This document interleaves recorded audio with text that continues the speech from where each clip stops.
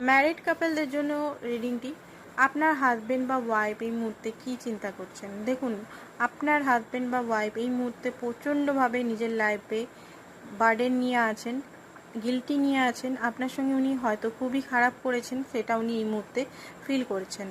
তার সঙ্গে একটা দূরত্ব আপনাদের মধ্যে হয়ে গেছে, সেই দূরত্বটা উনি বুঝতে পারছেন যে আপনাদের মধ্যে একটা ভালো কানেকশন, এত দূরত্ব হয়ে গেছে উনি কখনো ভাবতেও পারেননি। কারণ আপনাদের সম্পর্কটা হতে পারে অ্যারেঞ্জ ম্যারেজ করে বা লাভ ম্যারেজ করে, সবাইকার মতেই হয়েছিল, বাট সেটা স্টেবিলিটি হচ্ছে না, ভালো করে স্টেবল হচ্ছে না।